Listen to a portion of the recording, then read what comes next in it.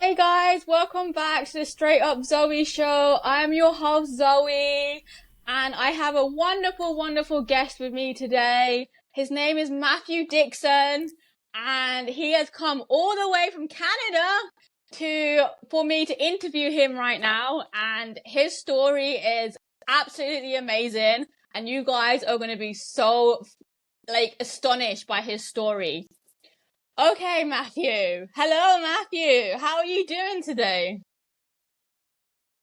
Good, thanks, Zoe. Thanks. Nice meeting you, and thanks for having me on your show. Absolutely. So, for people who don't know who you are, tell me about you and what you do. Well, I am the first person with schizophrenia to bicycle across Canada. I did that in 2023, and I've successfully recovered from the disease. I'm not cured. I still take my medication, but I feel pretty good, which is a state I never thought I didn't know if I'd ever get to that state again. So that's just so happy to be feeling good, having my health back. And so yeah, that would have to be my biggest accomplishment, getting through schizophrenia. And yeah, that was tough. The biking across Canada was just incredible. It was my second time biking across Canada. I had actually bicycled across Canada when I was 20, and then I got the disease of schizophrenia at 22. So I went from a big high to a big low, and I'm 53 now. I did the trip for the second time when I was 51. That was about, I talked to my friends for all those years saying, oh, I wish I could do something more fun again, like bike across Canada, something like that. And anyway, I did it. It was really neat. The other thing that I did was in 2018, I made a website, mindaid.net, and it's the world's first website with all the groups helping people with mental illness in developing countries on one site. I learned that there are groups helping that cause. It's vastly under-resourced, but there are groups helping, but they were scattered across the web. So I thought, what if I make a website and put them all on one site so it's easier for people to find them in the first place, and also pick and choose from each one to see if they could help to donate to help or fundraise or yeah. That's amazing, Matthew. So, with you cycling Canada, where in Canada are you from originally? I was born and bred in New Brunswick, so that's where I've spent most of my life. I did spend one winter in Nova Scotia in university for a year there, but I finished the rest of my schooling. I got an engineering degree, but I got schizophrenia right after, and or around that time, and I just never felt like I could do something stressful like that as engineering, even though I had the degree. So I got a job doing data entry with provincial government of New Brunswick for 20 years. So that's what I felt. I mean, Wow. it was tough enough just doing data entry. It's a tough slog for sure. There's no way I could do Yeah. engineering again, but I'm out on the West Coast now. I moved out to British Columbia, and yeah, I've always wanted to spend more time out here. My first trip out here on to go Wow. biking across the country, I just fell in love with the mountains and the big trees, Yes. and yeah, so that's where I am now. Yeah, like I told you, I spent 3 years on Vancouver Island, and it's a place I would go back in a heartbeat. Best place in the world is British Columbia. So you were diagnosed with schizophrenia at the age of 22. I tell me about that. How were you diagnosed? What were your first reactions? And tell me about that. Yeah, so my youth was fairly good. I had I can't really complain about my youth too much. I was a straight A student and whatnot, and did some running, biking, golf, sort of dabbled in some sports like lots of teenagers do.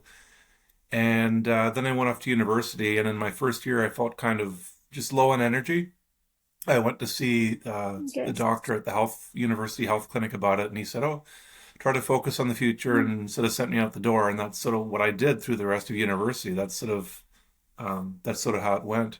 My second year, I felt sort of blunted emotionally. My third year, I started forgetting. I couldn't remember what I did the day before a little bit to some degree, but I still had a good memory. I was still getting mostly A's in engineering. So I still had a fair bit of cognitive ability. And then I biked across Canada in the middle of university when I was 20. Mm. I had jobs, I had summer jobs that paid for all my education. I never had to get a student loan. I did a triathlon. I was on the university rowing team, but I had these symptoms creep up sort of like one a year through university. And at the end, at my last term of my last year, just before I was about to graduate, I started having some suicidal thoughts, and I thought, that's not good, Oh, Matthew. You should get that checked out. So I phoned a friend. He said, Matthew, will you promise me you'll walk up to the University Health Clinic? And I said, yes. And I did. I walked up there and they introduced me into the city psychiatric ward, and that was my introduction into the mental health system. So mm. they, the doctors, psychiatrists there, after so many weeks of keeping me, said, we think you've got schizophrenia. And yeah, that's when it started. So the pain was, I had symptoms and sort of through university, but I could still do all that stuff.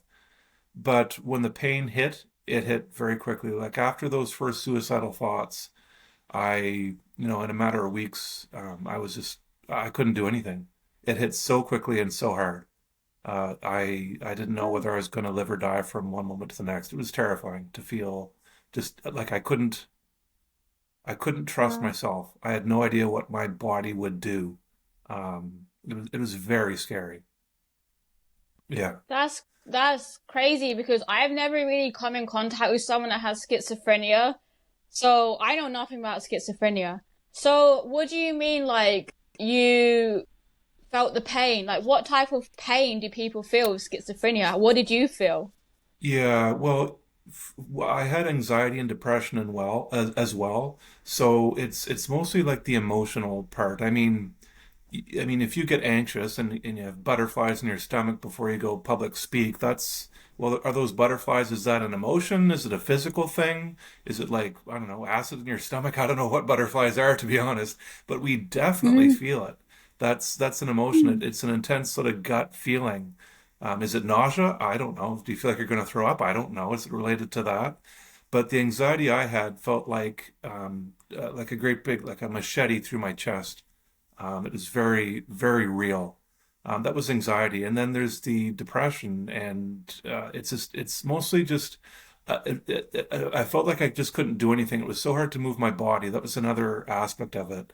With depression, you're so low mentally. You've got the blues, but like times 1,000. And for me, this might be the more schizophrenic part. I don't know. Maybe it's more of a motivation thing, but it was so hard to move my body. I just wanted to lie in bed all day. And I have to get up. I have to get up. I have to get up. And then once I'm up, I have to keep going and do things and do things. And little things like, not little things, but like just moving my eyeballs. I mean, I didn't want to look at anything all day long because everything was painful for me. It was just painful to exist. And I had to, I was just sitting there and I'm like, well, what do I do? Like nothing is, this is where the sort of dopamine comes in with schizophrenia. That's a common chemical in your brain that they talk about. That's either, I don't know, you've got too much or too little in your system. I don't know what it is, but they talk about dopamine a lot with schizophrenia. And that's one of your motivation or reward drugs in your body, in your brain. And I just didn't want to like if I was sitting here, I didn't want to look straight ahead. I'm like, well, what do I look at now? Like there's nothing entertaining me. Like it's painful to do everything. Do you want to look at the sunset? Oh, do I have to look at the sunset? It's painful, you know? So I found watching TV, and I heard someone else say this too about someone they knew with schizophrenia, is that it's just easier to watch TV just like from an eyeball moving perspective. It was just easier to watch that. TV was very helpful for me to just concentrate my thoughts and occupy my mind because it was very hard to to occupy my own mind, if that makes sense. Yeah, I needed structure. I needed someone, and I heard about this. There's a lady on CBC radio here, one of the main radio stations in Canada, and they said, I work with mentally ill people. And she said, I have to take them and say, okay, now we're going to do this. And you do an activity for a little while. And then you say, okay, now we're going to do this. And you do another activity for a little while. And that's exactly the way I felt. I'm like, I can do things. Just sort of point me in a direction, help me out a little bit, tell me something I can do, something simple and basic. And I can do that. But don't leave me alone for too long, like because I can drift off and just not know what to do in some ways. So direction and structure in my day was very, very helpful. And the TV was great for that. I mean, I could organize my whole week. Well, back in the old days in the 90s, the weekly TV schedule would come out and you could plan your whole week about what was going to be on TV. So yeah, I mean, I sort of describe schizophrenia a little bit differently than other people. Those are sort of the things I talk about. Like one other symptom is I felt like I was disconnected from the life in front of me. Like whatever I saw, I felt like I was not really there in it. I felt like I was watching a movie of it. I felt very disconnected. Like I know we have Zoom now and we can interact with people on a screen, but before Zoom or Skype, we had a TV and you couldn't interact with the people on the screen. Well, you still can. TV's the same, but you can't talk and back and forth with them. And that's sort of what I felt like in daily life. I could talk to people. I could if you threw me a ball, I would catch it. But I felt like I just wasn't connected with life in general. I just felt very disconnected visually in a visual sense. Things felt very like two-dimensional to me, not three-dimensional. But like I said, I still could operate in a 3D world. Like I could catch a ball if you threw it to me. But but the other way people describe symptoms, they talk about positive and negative symptoms with schizophrenia, and those are things that are added to, like hallucinations, are things that are added to. I think like motivation would be a negative symptom because it's taken away from you. That's what they sort of describe schizophrenia. But with the hallucinations, I'm in the 25% of people with schizophrenia who don't hallucinate. So I've never hallucinated. For those who do, they can be in any of the five senses. Typically, you can hear things or see things, but you can also taste, touch, and smell things. So some hallucinations can be relentlessly tormenting, but some people say they can actually be pleasurable. I don't know how often but they can see like beautiful things in the sky, that kind of thing. So, but for those who have them and are relentlessly tormenting, there is a thing called avatar therapy. I just want to throw this out. It's it works partially for some people, fully for some, and not at all for others. And what they do, there's a place in Montreal, in Canada that has it. I've got the link on my website under my list of best mental health tips. And what you do with avatar therapy is you go into a room, you've got hallucinations, there's a computer screen there with an avatar on the screen, and you doctor the avatar up so that it represents your hallucinations. And in another room, you can't see them, there's a therapist, and they talk to you through the avatar on the screen. And the whole idea of it is to get you to stand up to your hallucinations and say, you're not going to run me anymore. Like, I'm the one in charge here. And in a matter of weeks, so many sessions a week, in just a matter of weeks, it can potentially, not in everybody, but get rid of your hallucinations partially or fully.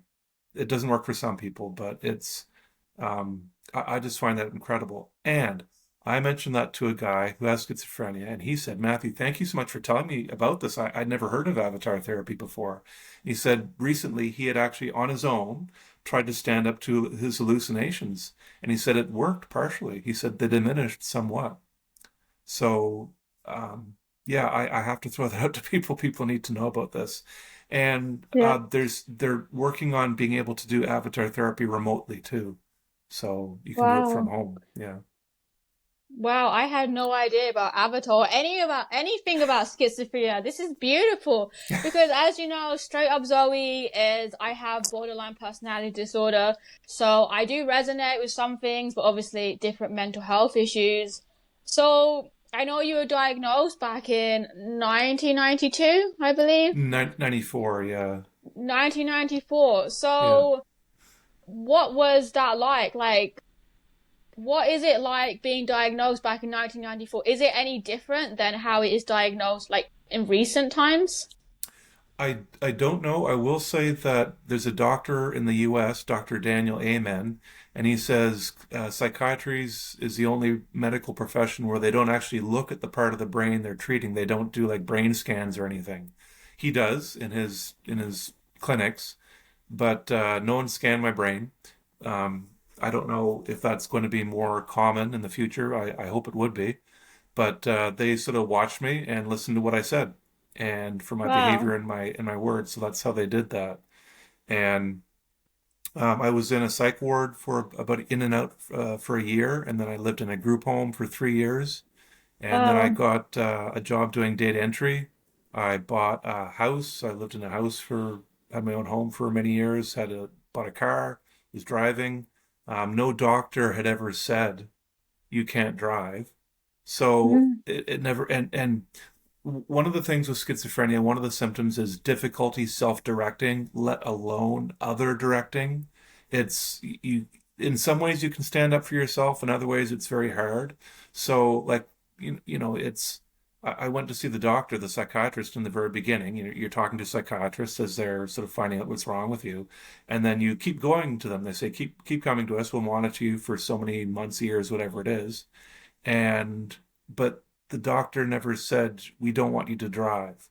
So Okay. it was kind of confusing for me because like well, every time you had to renew my driver's license, they say, do you have any on the form, do you have any uh, disorder that would affect you from driving? And I'm like, well, Yeah.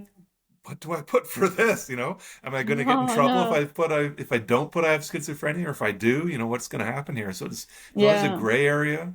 But for Yeah. me, I never drove if I felt I was at risk. So Okay.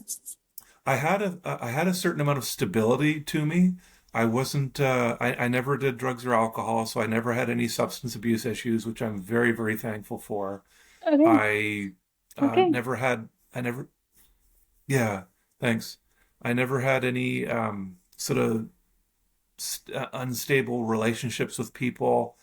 I don't know how. I never really seemed to have financial problems that badly. I was never homeless. So I was lucky in a lot of ways, but so there was a certain amount of stability to me, but still my life felt very chaotic at the same time.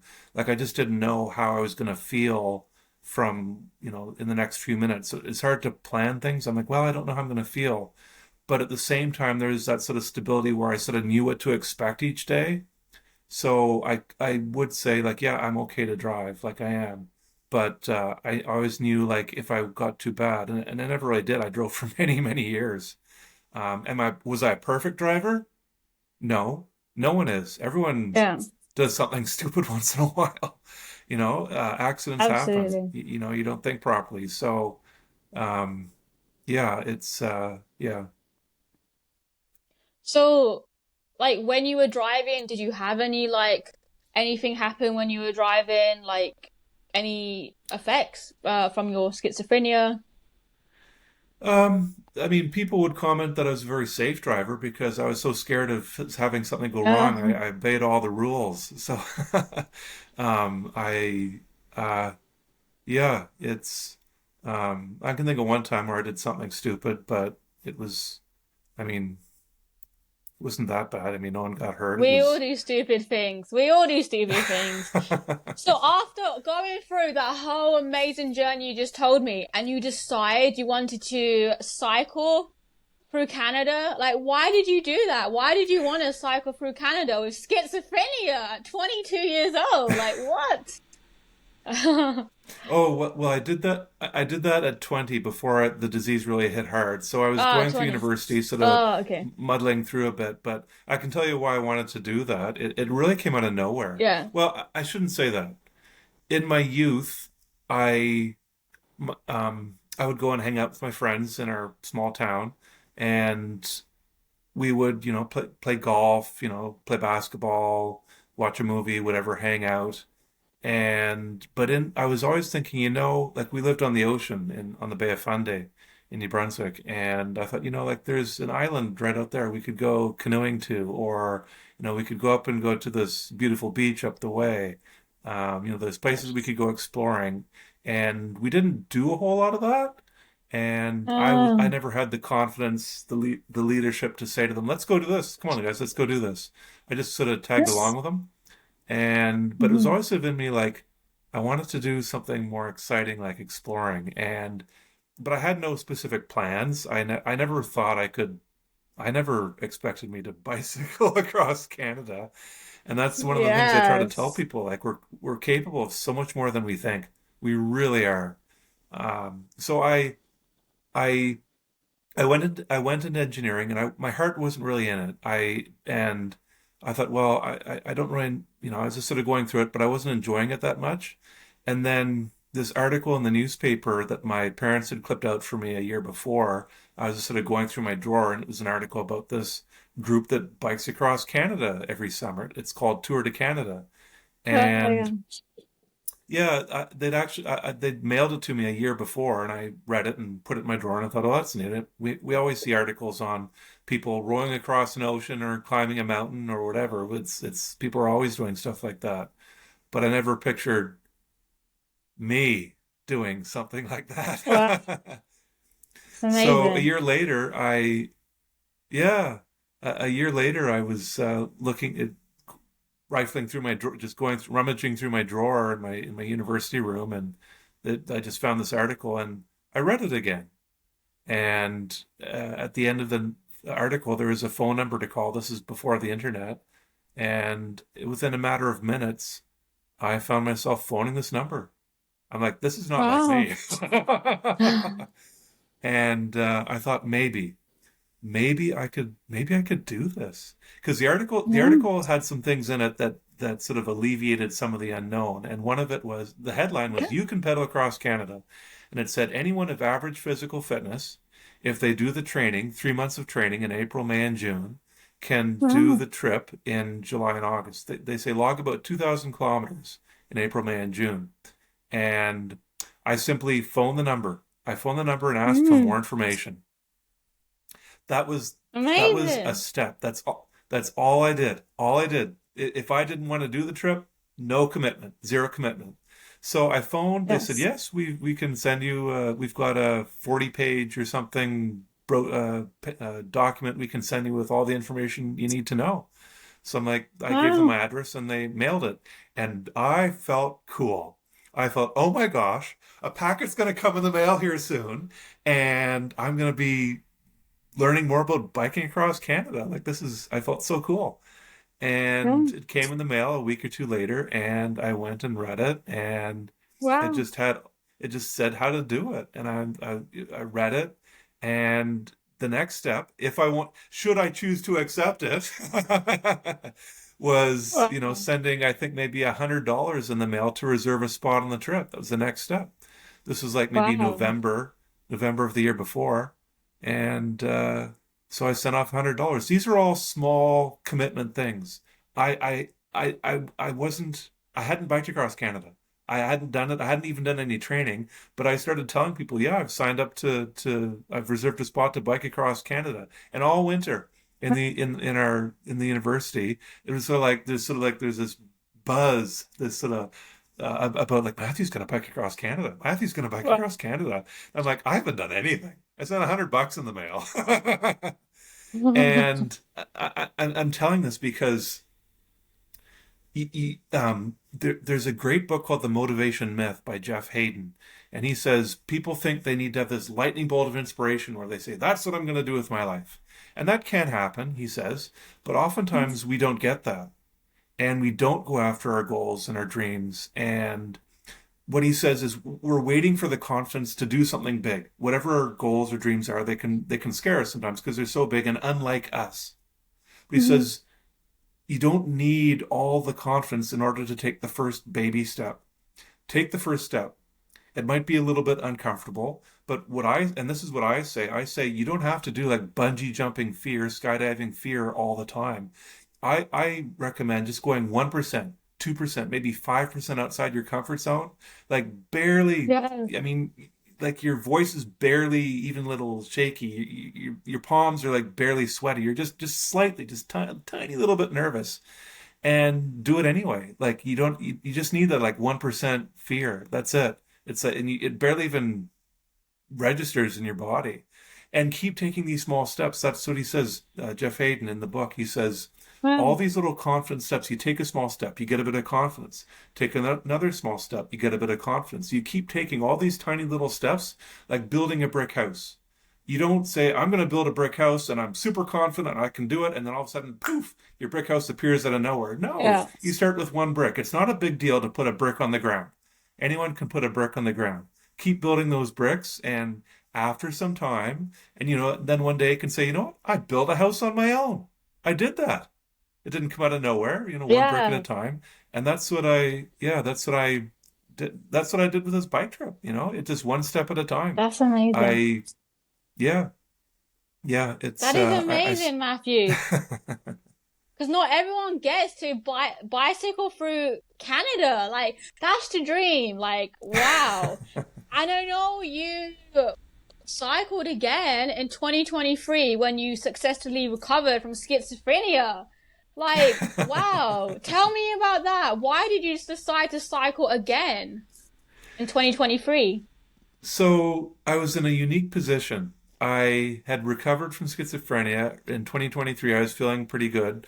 And well, just a quick backup. I noticed an improvement in my mental health every single week for 27 years. Every Wow. single week. I had ups and downs Wow. in my life like anybody would, but there was a slow, steady Mm. progression. And in 2021, one day my symptoms just stopped. Wow. And yeah, so I Mm. talked to my friends probably ad nauseum about wanting to bike across Canada again or do something fun. I was doing data entry all those years and in an office with no window mostly, and I Yes. didn't really like doing that, but it was something I could do and I did it. And but my heart lay. I have severe wanderlust. I love exploring. I really, really Yeah. do. Oh, yeah. Yeah, so I was in this unique position of having recovered from the disease and I'd already biked across Canada. I'd already done it. I had the unknowns out. If I'd gone through Yeah. schizophrenia and never biked across Canada before, Yeah. I don't know if I'd attempt it. I don't know. Wow. So I said, you know what? If I can do this again, I might be able to become the first person with schizophrenia to bike across Canada. Would that give some hope? Would that give an inkling of hope to anybody out there? So, and plus I Wow. like doing it. I really wanted to do it. So, I had so much fun the first time and yeah. That's amazing. Like, I'm so happy for you, Matthew. Like, I wish I could bicycle through Canada. That sounds like a dream. So, so on the topic of schizophrenia, so for people that don't know what schizophrenia is, like, what's one thing that people don't know about schizophrenia and they would be surprised about it? Yeah, one of the first things I throw out is like, for example, when I first got diagnosed, I didn't know the I didn't know much about the disease. There wasn't a lot of information. And I went probably about 6 years before I read the stat of people with schizophrenia are no more prone to violence than the rest of the general population. And I breathed a sigh of relief. I'm like, wow, because I was worried all that time. Okay. I never had any thoughts of hurting anybody. I was not a violent person. I never played hockey as a kid because I didn't like fighting. I've never thrown a punch in my entire life. I've never been in a fight. Mm. And but I was under the impression that schizophrenia was a disease where you might hurt somebody. And it was very confusing. I went 6 years like that, 6, 7 years or something. And Wow. I read that stat and I just felt a just relief come over me, like, oh my gosh, you mean I don't have to worry about that anymore? Like I'm likely not going to hurt anybody? Wow. Oh, wow. And at the same time, I was angry, like, why am I only learning this now? Yeah, but It's, isn't it like a stigma though? So people say like BPD, like, oh, we're all like master manipulators, but we're not all it. So why did you believe like that one term? Do you think because of like society pressured you? that's what everyone was saying. And plus, my cognitive ability was this weak. Like, I felt so vulnerable and unable to change my environment around me. I just kind of sit there, sort of like, it sort of feels like you're being electrocuted or something, or like, you're just sort of sitting there staring off into space, trying to make it through the next few minutes, trying to feel Yeah. like keep going, feeling this pain. And it's slowly Mm. diminished, but and I don't know. I didn't think there was a ton of information back there. I never even thought about that. It's just that's just the way it happened.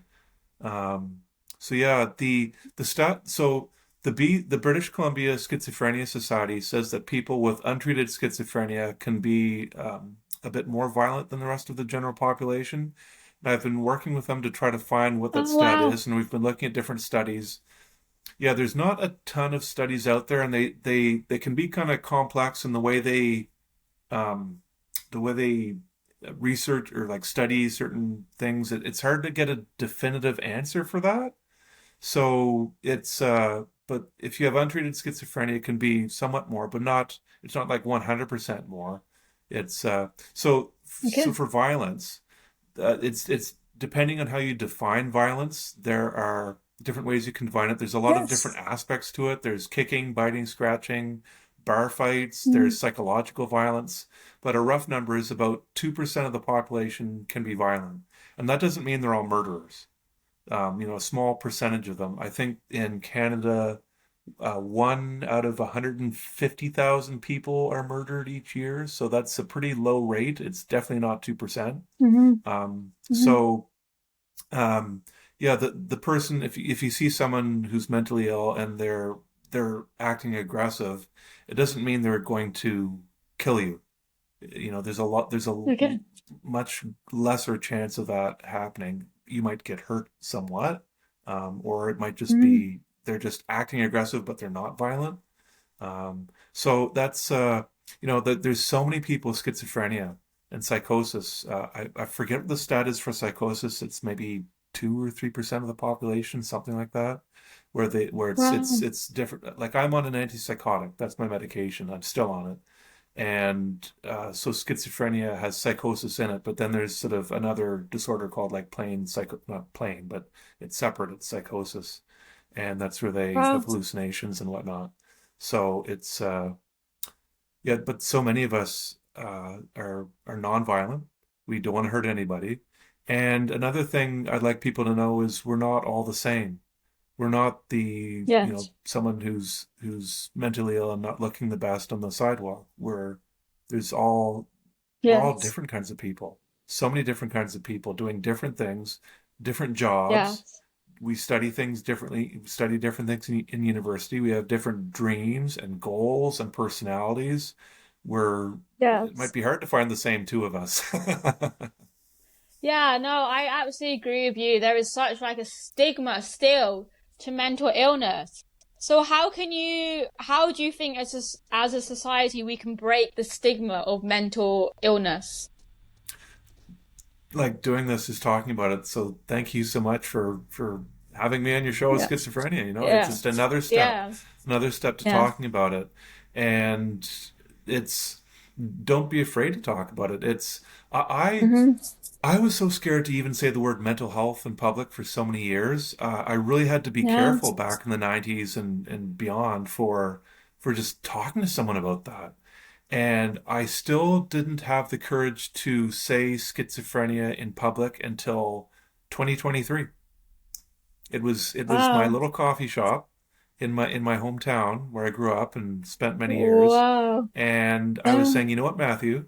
You've signed up. You said you're going to bike across Canada this summer as a fundraiser for the schizophrenia societies across Canada. Each province here has Yes. one.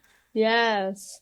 And so if you're going to be doing this bike ride and talking to people about schizophrenia, you better Yes. you better say the word schizophrenia out loud in public. And I never did Wow. for all those Yeah. years because if I said it, I would lower my voice so that just the person I was Oh. talking to could hear it. So the other people further away, 10 feet away, whatever, couldn't hear me say it. And so I did it Wow. this one day in my little coffee shop in my hometown where everybody knows each other, air quotes here. It's not everybody does, but you feel like everybody does. That's what you say. And I was Yes. talking to someone and I said Yes. schizophrenia in the same tone of voice as I always did.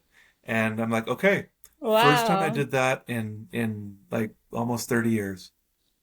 And That's amazing. I looked around and nobody was even paying attention. I'm like, what? All Yeah. this here? I should expect like fanfare, like, oh my gosh, he said it, or what do you? But no one even blinked an eye. I'm like, No. That's man, was I really? No, that's Was it amazing was it because that's like me with like BPD. That's why I created my podcast because I was scared to say a borderline personality disorder.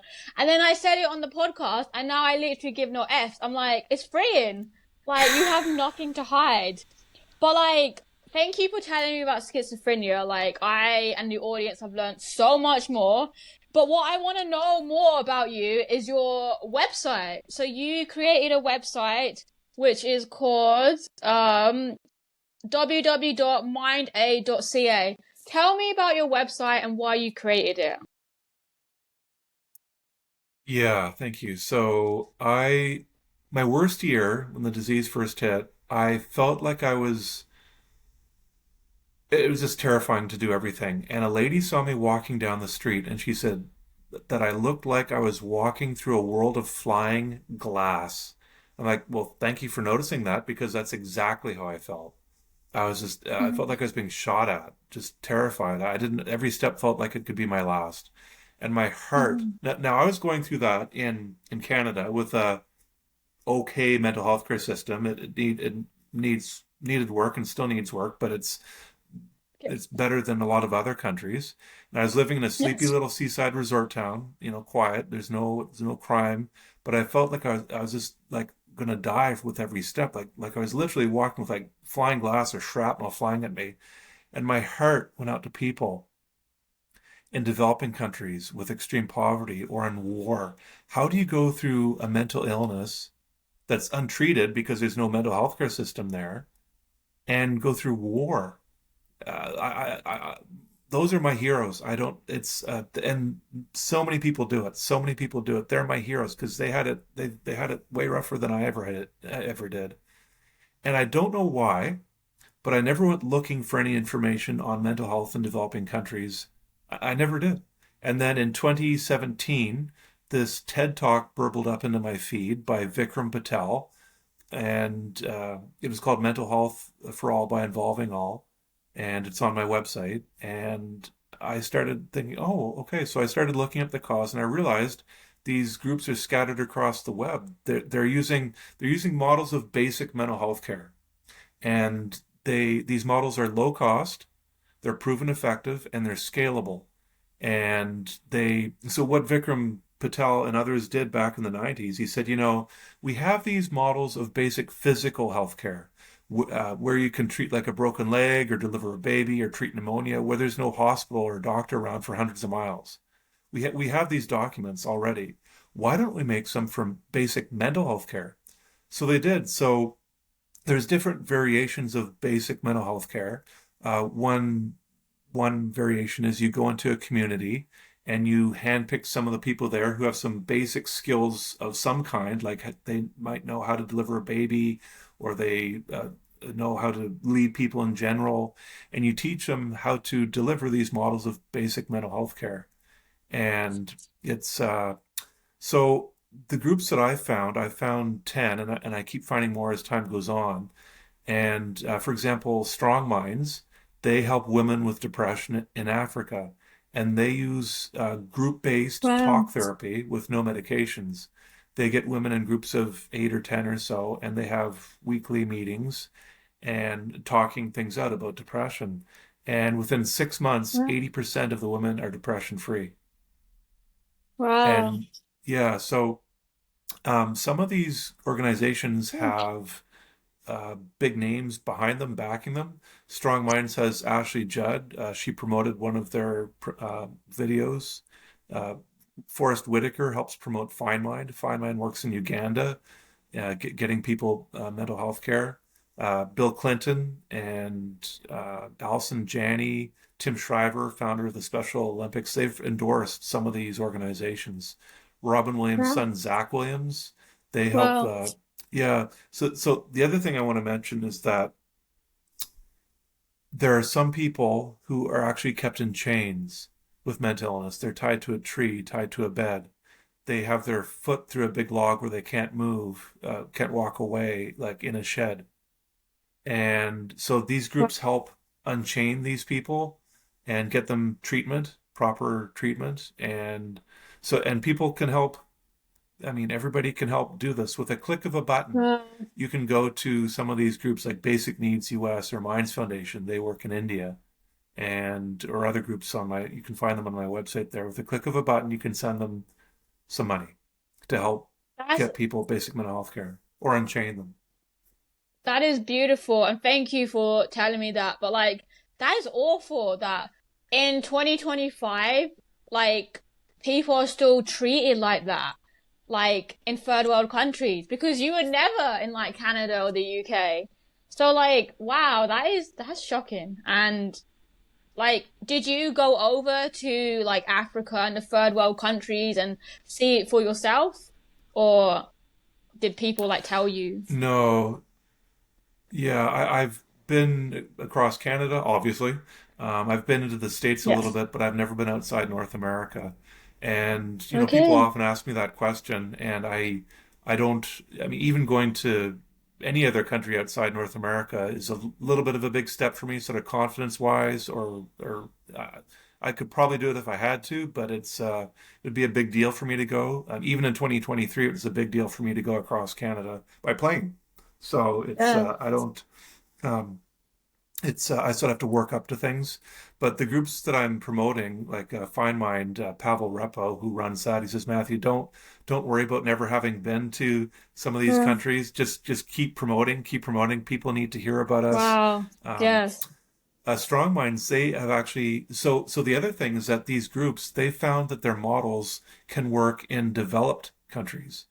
Basic Needs US, they did a pilot project in some places in the US, and they got good results with these Wow. models of basic mental health care, like in rural Wow. places. And yeah, and Strong Minds has launched Strong Minds America. They've been working like in an inner city, I think in New Jersey maybe. And yeah, it's so there's benefits to those. So yeah, I've never been. That's some. Maybe someday I'll go. But yeah, You could cycle through Africa. That would be cool. But that sounds amazing. Like strong minds and all these people, like basic healthcare. These people are amazing. Like you guys are saints. Like helping these people. Like I bow to you guys. Oh my God. well, So yeah. one thing is I'm more of a promoter of the cause. Like I don't. So right now it's me and a website and social media. I'm not a registered nonprofit or a registered charity or a registered social business. And I just want more people to know about this. So I don't do any of the actual work. Yes. I do have a list of Okay. my best mental health tips, like books and resources that I've found over many years, and I list those on my website. But that's for anybody, and those are free to look at on my site. But I'm just trying to get more eyeballs on these groups doing the actual work. Yes. So it's if anybody wants to help promote this, I'm open to. There's some merchandise on my website. People can buy a T-shirt or a hoodie or a jacket. You can walk around and get people more steering people towards Mind Aid Yep. and talking about Mind Aid, mentioning it to people in the store. Like if you want to help, like when I the simplest thing is simply having a conversation about it. I mean, we can talk Yes. about mental health now. We can talk about that. If you're in the grocery store talking to someone, just say, mention mental health in developing countries. I found this neat site where you can go and help someone in there. Mind Aid. It does, and people get that. I mean, I don't know how many people as the years go on. I've had Mind Aid for like 8 years now. I don't know how many more people think Wow. about mental health in developing countries. I don't know how common that is, but Yeah. Wow. I never even Google it for all those years until No. 2017, 20 it popped up in my feed. And but there are a lot of resources online, so many articles and things. And I've tried to put the things on my website as sort of a simple, basic overview of the cause. It's by no means exhaustive. There's also a Okay. platform called hashtag Break the Chains, and you can go and sign a pledge on that form, put your name there to help get more people. They're looking for more signatures, so that's a very easy thing you can do. Simply, like when you talk to Amazing. someone in the grocery store, it just takes a second. If they haven't thought about mental health in developing countries, it just takes a second because for decades we Wow. have been donating to developing countries. We've been sponsoring a child in Africa. We've been drilling wells, building schools. We get that. We that's part of our DNA. And well, what about mental health? And I mean, it leads to other questions too, like what about cancer in developing countries? Who's working on that? What about all these other diseases and Like, ailments, that they have? It's who's helping for that? I'm focusing on mental health, but it just takes a yes. second for people to get it. Oh yeah, well, where would I go to help? Well, go to Mind Aid, go to Strong Minds, Basic Needs. It's yeah. Yeah, like his website, www.mindaid.ca, guys. Check it out because I've been on it and it's amazing. It's like I never even thought about people in third world countries that have mental illness. Like I didn't, but now I have, and it's shocking. So, one last question, and this is for the viewers. So, what advice can you give viewers on like how to cope, heal, and improve with whatever mental illness they have, or maybe they're scared of having a mental illness? Like, what can you tell them? I want to tell you that you're a wonderful, wonderful, wonderful, wonderful person. Wow. With this disease that made me feel that I might be this murderer. Um, that's one thing that can really plummet your self-esteem. And then with mental illness, your self-esteem can plummet anyway. I just want to remind you that you're a beautiful creature on this Wow. earth, a beautiful, wonderful human being. You are absolutely amazing.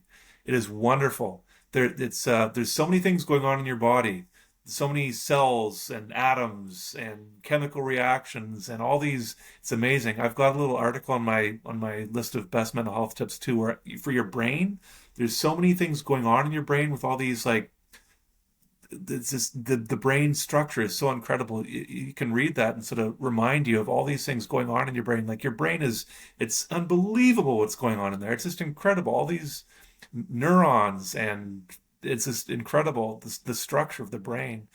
And I want to remind you that you're wonderful, and also your recovery is an amazing accomplishment.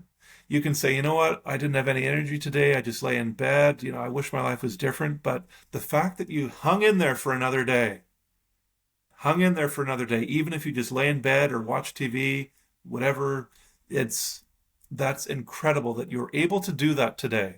That's incredible. Wow. And you're capable of so much more than you think. It's when I was diagnosed with this disease, I didn't know how long I could hold on with this pain. But you just keep going. You just keep going one step in front of the other. And Navy SEALs are taught in their training that you're capable of 20 times more than you think you are. And that they say that's a somewhat random number, but it gets across the point. Because the Navy SEALs, they're in their training, they're taken to the brink of physical and mental exhaustion. They say, I quit. I can't do this. I can't. I'm done. I quit. I quit the training. I'm out. I can't do this. And they say, you think you're done? Not only do you have 10% more, you've got 20 times more than you think you do. And they get them up. They get them standing up and keep marching or keep doing whatever they're doing when they're tired and hungry and beat.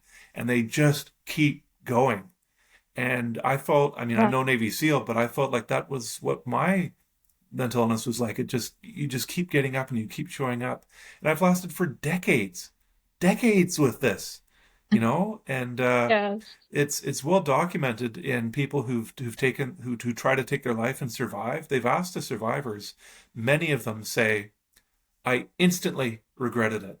Instantly. Not like 2 months later, instantly. So your brain chemistry can go from I can't do this anymore to I want to fight. I want to live. I want to hang in there. I want to see my friends and family again. I want to see my kids. I want to see my parents.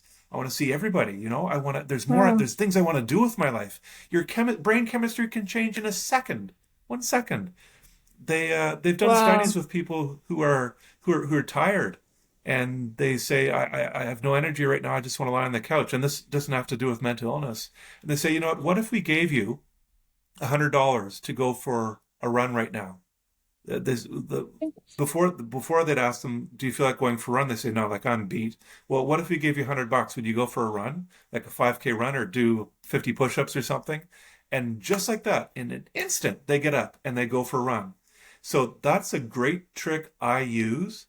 Is if I don't want to do anything, if I don't want to get out of bed to start the day, would you get out of bed for $100, Matthew? Some days I might actually say no, not for $100. I wouldn't, and I just up the price. I say, would you get up for 1,000? 10,000, and I just keep upping the price. One day I got out of bed for something like $100 million. I kept upping it by like tens. You get up for 100,000, a Wow. million, 10 million. $10 million, I did not want to get out of bed, but for 100 million, I say, you know what? I'd do it for 100 million, and literally one Wow. second, and I'm up, and I'm up. My feet are on the floor, and I'm moving. It's an Wow. incredible trick. So yeah, That's what a way to end an amazing podcast episode. That was such beautiful advice, and I really needed to hear it as well. Yeah, thank you so much, Matthew, for today's episode. You are such an inspiration.